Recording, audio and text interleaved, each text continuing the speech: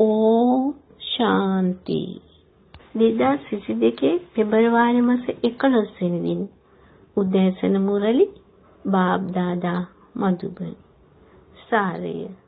සුමේරි දරුවනි, මායාගේ සියලු අසනීප වලින් මිදීමට නම් සෑම දිනකම නොකඩවාම ඥානයේ හා යෝගා නම් ඇපල් ගෙඩියක් කන්න. ප්‍රශ්නය: කර්මාක්ෂය තත්ත්වය කරා යාම උදෙසා ඔබ දැරිය යුතු උත්සාහය කුමක්ද?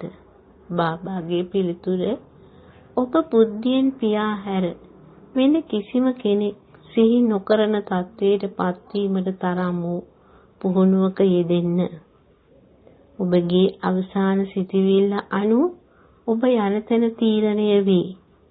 ඔබ බුද්ධියෙන් වෙන කිසිම කෙනෙක් සිහි නොකරන තත්ත්වයට පත් වූ කල ඔබ නිරන්තරයෙන්ම උද්‍යෝගිමත් සිටින අතර ඔබගේ කර්මාක්ෂය තත්ත්වය කරාද ළඟා වනු ඇත. ඔබගේ උත්සාහය ජීව අවධානයට පත්වීමයි. ජීවය ජීවයකට කතා කරයි. එවිට එහි නොපිසින සතුටක් ඇතිවන අතර ඔබගේ තත්ත්වයද නොසැලෙන තත්ත්වයට පත්වේ. ගීතය මව හා පියා ඔබය. ඕම් ශාන්ති. මෙම ගීතය නිවැරදි.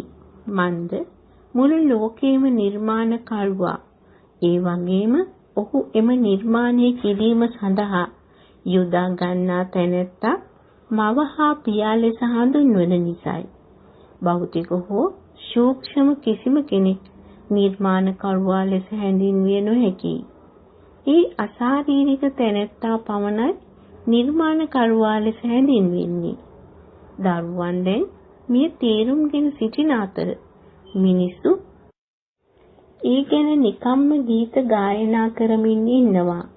භක්තිවන්තයින් සිතන්නේ තමා භක්තියේ යෙදිය යුතුයි කියා පමණයි. නමුත් තමා වන්දනා කළ යුත්තේ කාහටද යන්න ගැන ඔවුන් දන්නේ නැහැ. ඒ මව හා පියා ලෙස හැඳින්වෙන්නා ඌ ඒ එකම දෙවියන් පමණයි වන්දනාවට ලක්විය යුත්තේ. බොහෝ දෙනෙක් වන්දනා ලැබිය නොහැකි. ඔවුන් කියනවා දෙවියන් පැමිණ භක්තිවන්තයින්ට ඔවුන් කළ භක්තියේ ඵලය ලබා දෙනවා කියා. ඵලය හෝ උරුමය ඒ දෙකම එකයි. දරුවෙක් බිහි වූ කල ඔහු තම දෙමාපියන්ගෙන් තම උරුමය ලබා ගන්නවා. භක්ති මාර්ගයේ මේ සිහිපත් වෙනවා. ඔවුන් ඔහුව සිහි කරන්නේ තමා කළ භක්තියේ ඵලය ඔවුන්ගෙන් ලබා ගැනීම උදෙසායි. මෙසේද කියනවා: ඥානය හා භක්තිය, භක්තියේ ඵලය ඥානයයි. භක්තිය ඇරඹුණේ කවදාද යන්න ගැන ඇත්තෙන්ම ඔබ දන්නවා. වෙන කිසිම කෙනෙක් මෙය දන්නේ නැහැ. ඥානයේ කාලය දහවලයි. භක්තියේ කාලය රාත්‍රියයි. දිවා රාත්‍රී දෙකම අනිවාර්යයෙන්ම භාගයේ ලෙසයි තිබෙන්නේ. ආගමික ග්‍රන්ථවල චක්‍රයේ කාලපරාසය ඉතා විශාල බව ඔවුන් ලියා තිබෙනවා. ඔවුන් ඥානීට සෑහෙන කාලයක් ලබා දී තිබෙන අතර භක්තිය සඳහා ලබා දී ඇත්තේ කෙටි කාලයකි. තවහා කලියුගයන්හි කාලපරාසය කෙටි ලෙස ඔවුන් පෙන්눔 කර තිබෙනවා. ඒ දිවා රාත්‍රී දෙකේ නිවැරදි ගණන් සැදීමක් නොවේ. ඔවුන් ක්‍රිෂ්ණා සමය හා ශුක්ලා සමය ගැන කතා කරනවා. එනම් හඳෙහි වටකුරු භාවය ක්‍රමයෙන් අඩු වී යාම. ආගමික ග්‍රන්ථවල මෙම වචන සඳහන් වී තිබෙනවා. ඔබ ආගමික ග්‍රන්ථ විශ්වාස කරන්නේ නැත්නම් ආගමික ග්‍රන්ථවලින් උපුටා දක්වන්නේ ඇයි කියා ඔවුන් ප්‍රශ්න කරනවා. බාබා ආගමික ග්‍රන්ථවල සාරය කියා දෙන බව ඔබ ඔවුන්ට විස්තර කර දිය යුතුයි. අහවල් ආගමික ග්‍රන්ථයේ මේ නිවැරදි නැහැ. ඒ වැරදි. එසේ පොත් බලා දැනගත යුතු දේ අනිවාර්යෙන්ම ඔබ පැවසිය යුතු වෙනවා. ප්‍රදර්ශනවලදී ඔබ හනුමන්, ගණේශ ආදී අයගේ පින්තූර පෙන්වනවා. ඔවුන්ට විස්තර කර දීම සඳහා මේවා පෙන්විය යුතුයි. ඔබ වැරදි දේ ගැන කතා කර පසුව ඒ නිවැරදි විය යුතු ආකාරය විස්තර කර දෙනවා. ඔවුන් ශිවාට ආචාර්යයි කියමින් බාබාගේ ප්‍රශංසනීයත්වය ගැන ගායනා කරනවා. පසුව මෙසේ ලියනවා. මව හා පියා ඔබයි. ඔහුට නමක් දිය යුතුමයි. මිනිස්සු තමාගේ පියා කවුද යන්න ගැන දන්නේ නැහැ. ඔවුන් කියනවා අහෝ දෙවියනි, පියාණෙනි. ඔවුන්ගේ බුද්ධිය යන්නේ ඒ වෙතටයි. මිනිසු යාඥා කරන විට ඒ උත්තරීතර පියා, උත්තරීතර ජීවය වාසය කරන්නේ මෙලොවින් ඔබෙහි තිබෙන ලෝකයේ බව දන්නවා. ඔවුන් බ්‍රහ්මා සිහි කරන විට ඔවුන්ගේ බුද්ධිය යොමු වන්නේ සූක්ෂම ලෝකයේ වෙතටයි. පළමු වන, දෙවන හා තෙවන ආදී වශයෙන් තට්ටු තිබෙනවා. ප්‍රධානම දේ ඔවුන් පියා අමතක කර තිබීමයි. පියා පැමිණ ඔබ ඔහුට බොහෝසෙයි නිග්‍රහ කර තිබෙනවා කියා පැමිණිලි කරනවා. සෑම කෙනෙකුටම ගැලවීම ලබා දෙන්නා වූ පියා සෑම කෙනෙකුගේම නිග්‍රහවලට ලක් වී තිබෙනවා. දිව්‍යයන් කතා කරයි. මෙහි අධර්මයේ රජ යන විට මා මෙහි එනවා. ಭಾರತೀಯ මිනිසු තම ආගම නිග්‍රහවට ලක් කරනවා. දෙවියන් සෑම තැනම සිටිනවා කියා ඕන් කියනවා. දෙවියන් සෑම කෙනෙක් තුළම ඉන්නවාද? ඕන් කියනවා. දෙවියන් මාළුවෙක් හෝ කිඹුලෙක් ලෙස එනවා කියා. පියා විස්තර කරන්නේ ಭಾರතයට අයත් දරුවන්ටයි. මන්ද ඒ දරුවන් තමයි ඔහුට නිග්‍රහ කරන්නේ. මේ විශේෂ ආදරයට පාත්‍ර වූ දරුවා එනම් බ්‍රහ්මා පවා ඔහුට නිග්‍රහ කළා. මෙම නිග්‍රහය නාටකයේ සැලසුම්ේ තිබෙන්නේ කී. ඔබ පාපකාරී ජීව බවට පත්වන්නේ මේ ආකාරයටයි. පියා පාරිශුද්ධ කරුවා වනෙහි ඔහු සෑම කෙනෙක්වම පාරිශුද්ධත්වයට පත් කළා. ඔබ පාරිශුද්ධත්වයට පත්කොට ලෝකේම පාලකයන් බවට පත් කරවනවා. ඔහු තමාව එම තත්වයට පත් කරන්නා වූ ඒ පියාට බොහෝ සෙයින් අපහාස කරනවා. ඔබ ඔවුන්ට විස්තර කර දීමෙන් පසු ඔබ කියූ දේ නිවැරදි බව බොහෝ මිනිසුන් ලියා ඇතැයි ඔවුන් දැනගත්කත් ඔබව විශ්වාස කරනවා. ඔවුන් ශ්‍රීමද් භගවත් ගීතාව ගැනත් කියනවා. ඉතින් දෙවියන්ගේ උපදෙස් තමයි උසස්ම වන්නේ. ඒ උසස් වූ තැනැත්තාගේ උපදෙස්ද උසස් වූ ඒවායි. ඔහු පැමිණ අපිරිසිදු වූ දූෂිත මිනිසුන් උසස් මිනිසුන් බවට පත් කරවනවා.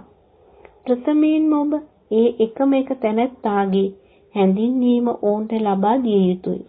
දරුවන් අතරිනුත් ඒ අනුපිළිවෙලක් ඇතිව සිදුවන දෙයකි. බොහෝ දරුවන් ලියනවා, බාබා මා මොනවා කරන්නද? මායාගේ කුණාටු මට මෙහි නවතින්න දෙන්නේ නැහැ. මේ පාපයන් මට වද දෙනවා. පියා කියනවා ඔබ ඒවා පරාජය කළ යුතුයි. නැතිනම් ඔබගේ තත්ත්වය විනාශ වී යනවා. ගුරුවරේ වැරදි දෙයක් කළහොත් අනෙක් අය ගුරුවරයාගේ ක්‍රියා මේ ආකාරයයිද උගන්වන්නේ තවත් දෙයක් යයිද කියා ඒ ගැන සැක කරනවා. සමහර පාප තිබෙන්නේ කාලයයි. සෑම දෙයකම සතෝ රජෝ හා තමෝ යන තත්වයන් තිබෙනවා. ස්වර්ණමය යුගයේ උසස්ම සතෝ ලෙස හැඳින්වෙන අතර කලි යුගයේ පහත්ම තමෝ ලෙස හැඳින්වෙනවා. ලෝකේ දූෂිත වූ ලෝකයක් කියා කියනවා. නමුත් කිසිම කෙනෙක් තමා දූෂිතයි කියා කියන්නේ නැහැ. පියා විස්තර කරනවා මේ රාවණගේ රාජ්‍යයේ එකම පුද්ගලයෙක් හෝ උසස් කියා කියන්න බෑ. උදාහරණයක් ලෙස උසස්ම කෙනා කවුද කියා ඔබ කෙනෙකුගෙන් ඇසුවොත් ඔහු කියයි දෙවියන් කියා. ඔබ ඔහු කරන කාර්ය කුමක්ද කියා දන්නවාද? නැහැ. නැතිනම් ඔවුන් කියයි සන්‍යාසින් පාරිශුද්ධත්වයේ රකින්න නිසා ඔවුන් උසස් කියා. ඔවුන්ම සන්‍යාසීන් අනුගමනය කරනවා. ඔවුන් සන්‍යාසීන්ට ආචාර දක්වනවා. ඉතින් ඔවුන්ගෙන් මෙසේ ඇසිය යුතුයි. සන්‍යාසීන්ට වඩා උසස් වූ කෙනෙක් අනිවාර්යෙන්ම සිටිය යුතුයි. මන්ද ඔවුන් දෙවියන් දැකීම සඳහා ආධ්‍යාත්මික උත්සාහයක යෙදෙනවා. මේ දිනවල ඔවුන් නොයෙකුත් පින්තූර සාදා තිබෙනවා. දෙවියන් උසස්ම තැනැත්තා ලෙස ඔවුන් පෙන්눔 කර තිබෙනවා. රාමා හෝ ක්‍රිෂ්ණා ඉදිරියේ ශිවලිංගම් එකක් තබනවා යනු දෙවියන් උසස්ම තැනැත්තා ලෙස පෙන්눔 කිරීමයි. නැතිනම් ඔවුන් ශිවයට වන්දනා කරන්නේ නැහැ. ඒ මිනිස්සු ඔවුන් විසින්ම එම රාජ්‍යයේ පාලනය ගෙන යනවා. ඔවුන් අපිරිසිදු වූ කල වන්දනා කිරීම පටන් ගන්නවා. ඒ අසාරීරික වූ උත්තරීතර ජීවයේ උසස්ම තැනැත්තා කියා කියනවා. පාරිශුද්ධ කරුවා සෑම කෙනෙක්වම ගලවා ගන්නා හා විමුක්තිදායකයා වන්නේ ඔහුයි. ඔහු සෑම කෙනෙක්වම ඔහු සමග නිවස කරා රැගෙන යනවා. ඔහු ඔබගේ පියා බව ඔබ දන්නවා. මේ වන විට අප සෑම කෙනෙක්ම රෝගී වී තිබෙනවා. ඥානීය මගින් අප සදා නිරෝගී හා සදා ධනවත් බවට පත් වෙනවා. කතාවක් තියෙනවා, දවසක් ඇපල් ගෙඩියක් ආහාරයට ගතහොත් ඔබ සදා නිරෝගීව සිටිනවා කියා. ඔබ ප්‍රායෝගික ලෙසම මේ දකිනවා. මායා සෑම කෙනෙක්වම රෝගී බවට පත් කොට තිබෙනවා. සෑම කෙනෙක්වම නිරෝගී කරවන්නේ, ධනවත් කරවන්නේ ඒ එකම එක පියා පමණයි. සූක්ෂම ලෝකයේ පවා ජීව නිරෝගී. මෙහිදී ජීව නිරෝගී නැහැ. නමුත් පළමුවෙන්ම අශාරීරික ලෝකයේ සිට ජීව පැමිණෙන විට ඔවුන් දකින්නේ සතුටම පමණයි. පියා අපට බ්‍රහ්මා මාර්ගයෙන් විශාල සතුටක් ලබා දෙනවා. දැන් විනාශය අනිවාර්යෙන්ම සිදු විය යුතුයි. විනාශයේ කිනිදැල් මතුවේ මෙම යාග ගින්නෙනි. මිනිසු සාමය ඇති කරන්නේ කෙසේද යන්න ගැන සාකච්ඡා කරනවා. නමුත් මිනිසුන්ට අවශ්‍ය වන්නේ එක් දෙයක්වත් සිදුවන්නේ වෙනත් දෙයක් යන්න ගැන මෙහිදී සිහිපත් වෙනවා. විනාශය සිදු වූ පසුව සාමය ඇති වෙනවා. පසුව සෑම ජීවයක්ම විමුක්ති දේශයේ වෙත යනවා. විනාශය සිදු වෙනවා හැරෙන්නට මීට වෙන කිසිම විසඳුමක් නැහැ. ඔවුන්ට මේ කීවේ කවුද? විසම්පිතාම් ආදී අය ඥානය ලබන්නේ අවසානයේදී. මිනිසු සාමයේ සොයනවා. මන්ද එවිටේ සැමටම එකට එක් වී එකාමෙන් සිටිය හැකි නිසායි. කොහොම නමුත් මේ සිදුවන දෙයක් නොවේ. මීට පෙරත් විනාශය සිදු වූවා. යාදවයන් හා කෞරවයන්ද සිටියා. ගීතාවේ දෙවියන්ද පැමිණියා. දැන් ලෝකය අපිරිසිදුයි. ඒ සිටින කිසිම කෙනෙක් උසස් කෙනෙක් විය නොහැකි. සැමටම වඩා උසස් වන්නේ ලක්ෂ්මී හා නාරායණය. ඔවුන් ස්වර්ණමය යුගය පාලනය කරන්නට වූවා. දැන් බොහෝ සෙයින් දූෂණය වැඩි වී තිබෙනවා. ඉතින් විනාශය අනිවාර්යෙන්ම සිදුවිය යුතුව තිබෙනවා. විනාශයෙන් පසුව පමණයි සෑම කෙනෙක්ටම සාමය හා සතුට ලැබීමට හැකිවන්නේ. ඔබ ආදි සනාතන දෙවි දේවතා ධර්මයට අයත් වූවායයි කියා සෑම කෙනෙක්ටම විස්තර කර දෙන්න. මුලින්ම මෙහි තිබුණේ එම ධර්මයේ පමණයි. ඊය දැන් මෙහි නැහැ. ඊය දැන් නැවතත් ස්ථාපනය වෙමින් පවතිනවා. මේ කාලයේ අප බ්‍රහ්ම දරුවන් දේවතාවන් නොවේ. කෙනෙක් කතාවක් පැවැත්වීමට වේදිකාවක් මතට යන විට සාමාන්‍යයෙන් කතා කිරීමට යනදී ඊට පෙර සූදානම් කරගන්නවා. කතා කළ යුත්තේ කුමක් ගැනද යන්නගෙන මගේ දරුවන් තේරුම් ගන්නවා. ඒ එකම එක පියා ගැලවුම් කරු පමණයි සාමය ස්ථාපනය කරන්නේ. විමුක්තිදායකයා ඔහුයි. සෑම කෙනෙක්ම නිවස කරා ගෙන යා යුතු කාලය මෙයයි. පියා දරුවන්ගෙන් අහනවා, දරුවනි, ඔබ තමාව දිව්‍ය ලෝකයේ වෙත යාමට සුදුසු කෙනෙක් ලෙස සැලකනවාද? ඔබ රාවණ පරාජය කර තිබෙනවාද? ඔවුන් කියනවා, බාබා, අප රාවණ පරාජය කිරීමට උත්සාහ දරනවා. සෑම කෙනෙක්ම ලැජ්ජාව නිසා තමා තෝසවනවා. බාබා කියනවා, ඔබගේ මූණ දෙස බලන්න. කෙතරම් කාලයක් ඔබ පියා සිහි කරනවාද? ඔබගේ අවසාන සිතුවිලි අනුව ඔබ යන ස්ථානය තීරණය වෙනවා. ඔබට තම කර්මාක්ෂය තත්ත්වයේ වෙත ළඟා විය හැක්කේ එවිට පමණයි. අවස්ථානයේදී ඔබ වෙන කිසිම කෙනෙක් සිහිපත් නොකරන තත්වයට ඔබගේ ස්ථිතිය සාදා ගන්න. අන් අයට සේවය කරන විට පමණයි ඔබ උද්‍යෝගීමත්ව ඉන්නේ. ඔබ ආධ්‍යාත්මික සමාජ සේවකයන්. මාහැර වෙන කිසිම කෙනෙකුට ජීවයන්ට එන්නත් ලබා දිය නොහැකි. සද්ගුරු විසින් දැනුම නම් වූ ආලෝකය ලබා දුන්නා කියා කියනවා. ජීවය දැන් දන්නවා තමා මුළු ලෝකයේම මුල මැද හා අග පිළිබඳ දැනුම ලබා තිබෙන බව. ජීවය ශාරීරික මාර්ගයෙන් ඒ ඥාන සාගරයට මෙසේ කීවා. මා දැන් නිවස කරා යා යුතුය. මෙය උසස් සතුටක් පිළිබඳ වූ කරුණක්. ඔබ පැරණි ඇඳුම් ඉවත් කර දමා අලුත් එකක් ගත යුතුය. මේ නිසා මෙම නම ඇති වී තිබෙනවා. අවලස්සන හා ලස්සන තැනැත්තා ඔබ ඉතා සුන්දර ලෙස සිට පසුව අවලස්සන වූ බව ඔබ දන්නවා. ඔබ දැන් නැවතත් සුන්දර වීමටයි යන්නේ. බාබා ඔබව අලංකාර කරන අතර මායා රාවණ ඔබ අවලස්සන කරවනවා. මෙම කරුණ හොඳින් තේරුම් ගත යුතුය. ශිෂ්‍යයන් බුද්ධිය තුළට ඥානය ධාරණය කරගන්නේ අනුපිළිවෙලකටයි. සමහරුන්ට තිබෙන්නේ බොහෝ සෙයින් මොට වූ ඩල් හෙඩ්ස්. මේ ඉගෙන ගන්නා අය ඉතා මෝඩයි කියා ගුරුවරයා කියනවා. ඕන් ඉන්නේ බොහෝ ශරීර අවධානයෙන්. ජීව අවධානයෙන් සිටියහොත් නිරන්තරයෙන්ම උද්‍යෝගීමත්ව සිටිනවා. ජීවය දෙස බලන්න. එනම් ඔබගේ සහෝදරයා දැකීමෙන් ඔබ තුළ සතුටක් ඇති විය යුතුයි. බාබා කියනවා, දරුවනි, මා පැමිණ සිටින්නේ ඔබව මායාවෙන් ගලවාගෙන නිවස කරා ගෙන යාම සඳහායි. ශිව බාබා තවත් කෙනෙකුගේ ශරීරය තුළට ඇතුළු වෙනවා.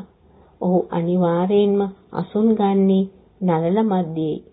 හිසින් ගංගා මතු වෙනවා කියා දෙයක් නැහැ.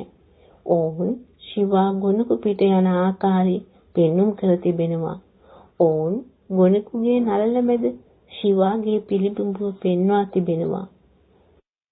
ජීවය අනිවාර්යයෙන්ම වාසය කරන්නේ නළල මැදේ. ජීවය අනිවාර්යයෙන්ම අසුන් ගන්නේ ඒ සඳහා වෙන්ව ඇති ස්ථානයේ. ගුරුන් තම ගෝලයන් පැත්තකින් ඉඳවා ගන්නවා. එම නිසා ඒ සත්ගුරුද පැමිණ මොහුගේ පැත්තකින් අසුන් ගන්නවා. ගුරු බ්‍රහ්මා කියා කියනවා. විෂ්ණු හා ශංකර ගුරුන් ලෙස හැඳින්වෙන්නේ නැහැ. ඒ බ්‍රහ්මාව තමයි විෂ්ණුගේ ද්විත්ව රූපය බවට පත්වන්නේ. සෑම කෙනෙකුටම විමුක්තිය ලබා දෙන නිසා සිවා ගුරු ලෙස හැඳින්විය හැකියි. ඒ උසස්ම වූ තැනැත්තා දෙවියන්ය. සෑම කෙනෙකුටම විමුක්තිය ලබා දෙන නිසා සිවා ගුරු ලෙස හැඳින්විය හැකියි. ඒත් උසස්ම වූ තැනැත්තා දෙවියන්ය. මේ සෑම දෙයක්ම ඔබට ඉතාම පැහැදිලි ලෙස විස්තර කර දී තිබෙනවා. අච්චා සුමිහිරි ආදරණීය බොහෝ කලක් නැති වී සිට දැන් හමු වුණ දරුවන්ට ඔබගේ මව පියා බාප් දාදා සෙනෙහසින් සිහිපත් කර සුබ උදෑසනක් ප්‍රාර්ථනා කරයි. ආධ්‍යාත්මික පියාගෙන් ආධ්‍යාත්මික දරුවන්ට නමස්කාර. ආධ්‍යාත්මික දරුවන්ගෙන් ආධ්‍යාත්මික පියාට නමස්කාර. ධාරණය සඳහා සාරාංශය අංක 1. නිරන්තරයෙන්ම උද්‍යෝගීමත්ව සිටීමට නම් ජීව අවධානයට පත්වන්න. ජීවවන අප සහෝදරයින් මෙම දර්ශන ස්ථිර කරගන්න. අංක 2. ආධ්‍යාත්මික සමාජ සේවකයන් බවට පත්වී ජීවයන්ට ඥානෙහි එන්නත ලබා දෙන්න. සෑම කෙනෙකුටම ආධ්‍යාත්මික ලෙස සේවය කරන්න. වරදානිය ඔබ සන්තුෂ්ත භවයේ පදනම මත වරදානයක් දෙන සහ ලබන පහසු උත්සාහ දරන්නකු වේවා.